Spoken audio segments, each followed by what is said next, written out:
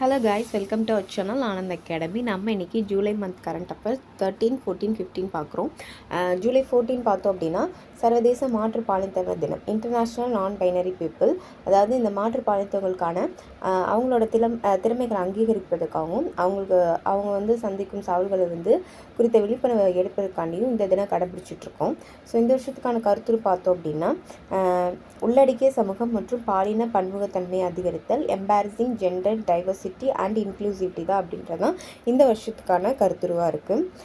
அடுத்து பாருங்கள், ஜூலை 15 உலக இளைஞர் திறன் தினம், வேர்ல்டு யூத் ஸ்கில்ஸ் டேஸ். ஐக்கிய நாடுகள் சபை ஜூலை 15 உலக இளைஞர் திறன் தினமாக கொண்டாடுறாங்க.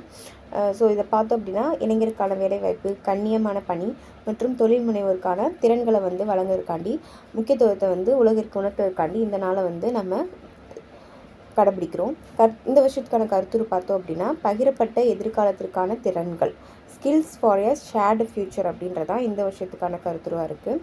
அடுத்து ஜூலை 15 தமிழ்நாட்டில் என்ன செலிப்ரேட் பண்ணுறோன்னு பார்த்தோம் அப்படின்னா கல்வி வளர்ச்சி நாள். அதாவது நம்ம பெருந்தலைவர் கல்விக்கண் திறந்த பெருந்தலைவர் காமராஜ் அவர்களோட பிறந்த நாளை தான் ஜூலை 15. அதில் நம்ம தமிழ்நாட்டில் கல்வி வளர்ச்சி நாளாக கொண்டாடுறோம்.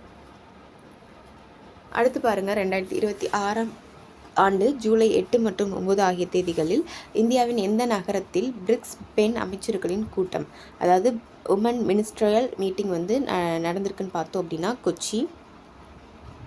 ஸோ பெண்களின் தலைமையான மேம்பாடு மற்றும் பாலின சமத்துவத்தில் ஒத்துழைப்பை வலுப்பத்திற்காண்டி கொச்சியில் இப்போது ஜூலை 8, 9 பிரிக்ஸ் பெண் அமைச்சர்கள் கூட்டம் நடந்திருக்கு.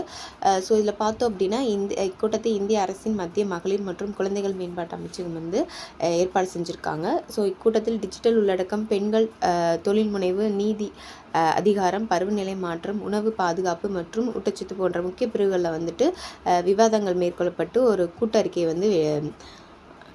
ஏற்றுக்கொள்ளப்பட்டிருக்கு. ஸோ அடுத்து பாருங்கள், மாசடைந்த நீரிலிருந்து நச்சுத்தன்மை வாய்ந்த காரியத்தை, அதாவது லெட் இஎம் அப்படின்னு சொல்லுவாங்க, அதை அகற்றுவதற்கான சைனோபாக்டீரியாவை, அதாவது நீல பசும் பாசி பயன்படுத்தி ஒரு புதிய உயிரியல் பொருளை உருவாக்கியுள்ள இந்திய தொழில்நுட்பம் எதுன்னு பார்த்தோம் அப்படின்னா ஐஐடி கவுகாந்தியில் இந்த தொழில்நுட்பத்தை கண்டுபிடிச்சிருக்காங்க. ஸோ இப்போது அந்த ஐஐடி கவுகாந்தி உயிரியல் அறிவியல் மற்றும் பொறியியல் துறையை சேர்ந்த பேராசிரியர் தேபாசிஸ் தாஸ் அவங்க தலைமையிலான ஆய்வுக்குழு இந்த பொருளை உருவாக்கியிருக்காங்க. ஸோ இது என்னன்னு பார்த்தோம் அப்படின்னா பாக்டீரியாக்கள் பாசிகள் மூலம் உற்பத்தி செய்யப்படும் சர்க்கரை நிறைந்த பொருளான பாலிசாக்கரைடுகள், சரியா, நச்சுத்தன்மை வாய்ந்த ஈய துகள்களை உறிஞ்சு திறன் கொண்டவையாக இருக்குன்னு சொல்லிட்டு இந்த ஆய்வுக்குழு கண்டுபிடிச்சிருக்காங்க. ஸோ இந்த உயிரியல் பொருள் இயற்கை ரசாயன குழுக்கள் மூலம் ஈய துகளுடன் பிணைக்கப்படுவதன் மூலம் மாசடைந்த நீரிலிருந்து 66.2% ஈயத்தை வெற்றிகரமாக அகற்றுது அப்படின்னு சொல்லியிருக்காங்க. வழக்கமாக ரசாயன வீல் படிவாக்கல் மூலயமா இல்லாட்டி ஜவ்வு வடிகட்டுறது மூலயமா தான் இந்த ப்ராசஸ் பண்ணிகிட்டு இருந்தாங்க. ஸோ அது அதிக செலவானதாக இருக்கனால, அதே மாதிரி 2ஆம் நிலை மாசுபடுத்தலையும் உருவாக்கும் அப்படின்றதுனால இந்த பாசி முறையினருக்கு கொண்டு வந்திருக்கு. அது சுற்றுச்சூழல் பாதுகாப்பு இல்லாத சிறந்த மாறிட்டாகவும் இருக்கும் அப்படின்னு சொல்கிறாங்க.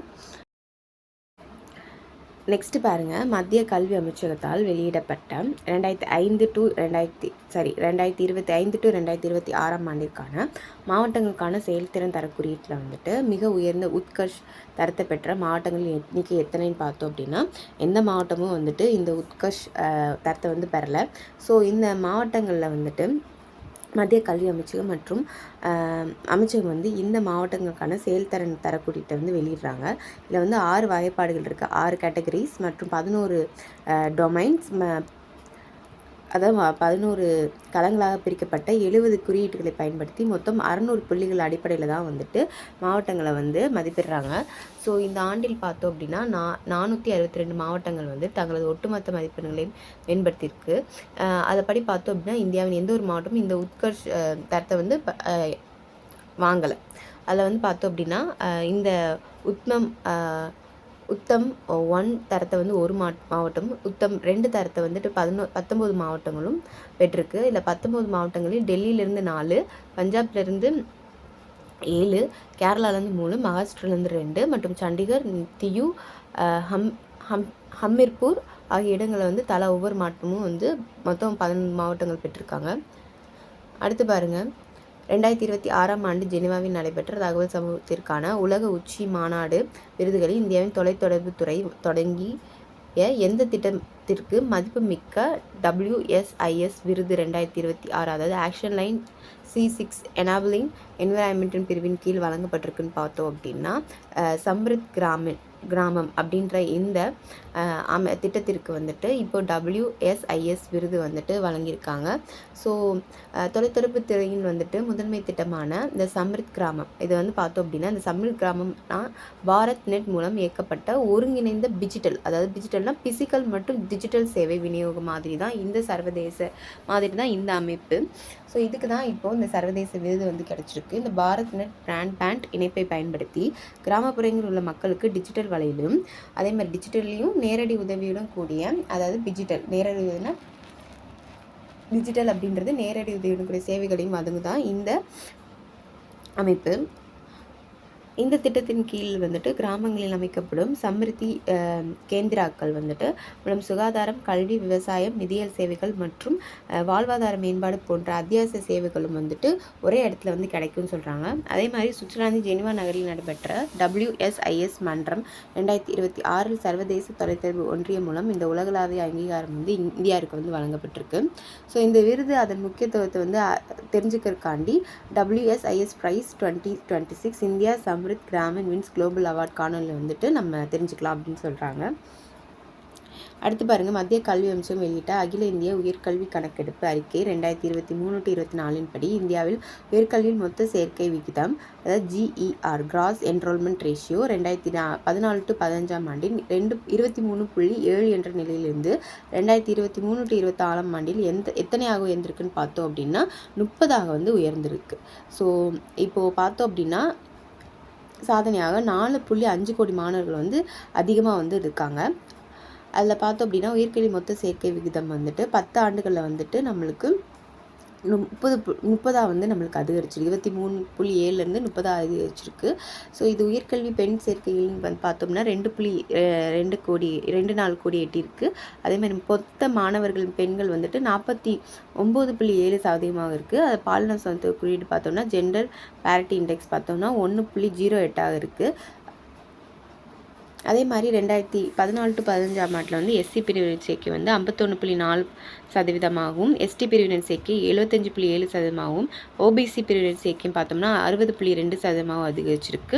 அதே மாதிரி அறிவியல், தொழில்நுட்பம், பொறியியல் மற்றும் கணிதம் படிப்புகளின் மொத்த சேர்க்கை வந்து 1 கோடியை தாண்டி இருக்குது. இதில் மாணவர்களின் பங்களிப்புன்னு பார்த்தோம் அப்படின்னா 44% இருக்குது.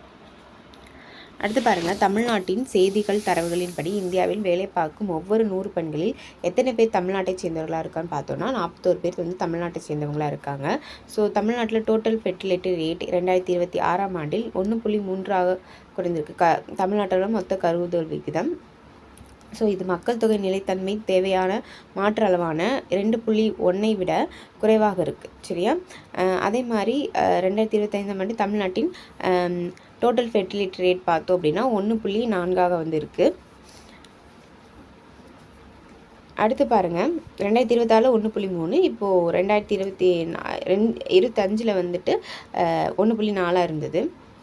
ஸோ இதில் பார்த்தோம் அப்படின்னா பணியிடங்கள், பெண்களின் பங்களிப்பு அதிகரிப்பு, தாமதமான திருமணங்கள் மற்றும் குடும்ப விருப்பங்கள் ஏற்பட்ட மாற்றுகளாகவே தான் தமிழ்நாட்டின் கருவுறுதல் விகித சரிவுக்கு வந்துட்டு முக்கிய காரணமாக இருக்குது அப்படின்னு சொல்கிறாங்க. அடுத்து மாநிலத்தில் 60 வயதுக்கு மேற்பட்ட முதியோர்களின் மக்கள் தொகை அதிகரித்து தற்போது 16% இருக்குது. அடுத்த 10 ஆண்டில் வந்து 20% இருக்கும் அப்படின்னு சொல்கிறாங்க. அடுத்து பாருங்கள், டெல்லியின் மலைமுகடு மறுசீரமைப்பு திட்டம் 2030 ரிட்ஜ் ரீஸ்டோரேஷன் ப்ராஜெக்ட் வந்துட்டும்படி எத்தனை ஹெக்டேர் பரப்பில் 1 கோடி நாட்டு மரக்கன்றுகளை நடுவதற்கு டெல்லி அரசு இலக்கு நிர்ணயித்திருக்குன்னு பார்த்தோம் அப்படின்னா 6303.55 ஹெக்டேர் அளவுக்கு வந்துட்டு இந்த 1 கோடி நாட்டு மரங்களை வந்து நடுறதுக்கான டெல்லி அரசு வந்து ஏற்பாடு செஞ்சுருக்காங்க.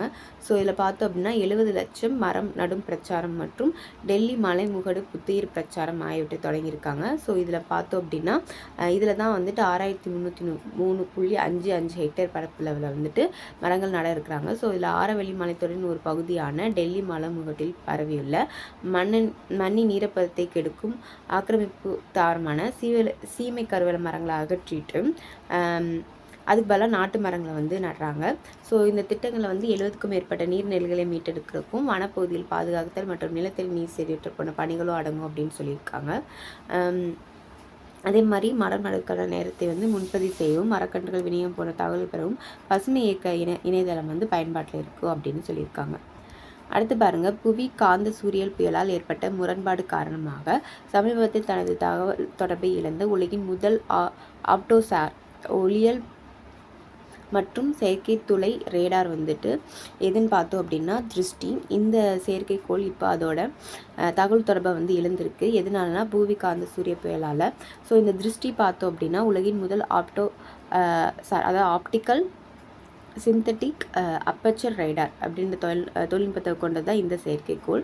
ஸோ இது பார்த்தோம் அப்படின்னா ஏவுதல் மற்றும் ஆரம்ப சுற்றுப்பாதை கட்டத்தின் போது வீசிய சூரிய புயல் கதிர்வீச்சு இதன் முக்கிய அமைப்பை வந்து பாதித்ததால் புவி காந்த சூரிய புயல் முரண்பாடு காரணமாக இந்த செயற்கைக்கோள் வந்து அதோட தகவல் தொடர்பை வந்து எழுந்திருக்கு. ஸோ இதோட சிறப்பு அம்சங்கள் பார்த்தோம் அப்படின்னா ஒரே இடத்தில் ஒளியியல் பல நிறமாலை மற்றும் செயற்கை துளை ரேடார் படங்களை ஒரே நேரத்தில் எடுக்கும் வகையில் தான் இதை வந்து வடிவமைச்சிருக்காங்க. அதே மாதிரி மேகமூட்டங்கள் மற்றும் இரவு நேரங்கள் செயல்படக்கூடிய SAR சென்சார்களை பயன்படுத்தி வெப்பமண்டல மேகமூட்ட பிரச்சனையை சமாளிப்பதற்கான இந்த ரேடார் வந்து முக்கிய நோக்கமாக கொண்டிருக்கு. ஸோ இதோட தரவுகளை பயன்படுத்தி நம்ம எளிதாக புரிந்து கொள்ள ஒளியியல் சார்ந்த படங்களை உருவாக்க இந்த செயற்கைக்கோள் வந்துட்டு செயற்கை நுண்ணறிவை வந்து பயன்படுத்துது. அதே மாதிரி செயற்கைக்கோள் எல்லை கண்காணிப்பு, பாதுகாப்பு, பேரிடர் மேலாண்மை, விவசாயம், உட்கட்டமைப்பு திட்டமிடல் மற்றும் காப்பீடு மதிப்பீடு போன்ற பல்வேறு முக்கிய பயன்பாடுகளுக்கு வந்து திட்டமிட்டு இருந்துச்சு. ஸோ இப்போ அது வந்து அதோட ஃபெயிலியர் ஆயிடுச்சு. அந்த நம்மளுக்கு சூரியனில் ஏற்பட்ட புவி காந்த சூரிய புயலால் வந்துட்டு இப்போ அதோட தகவல் தொடர்பு வந்து இழந்திருக்கு.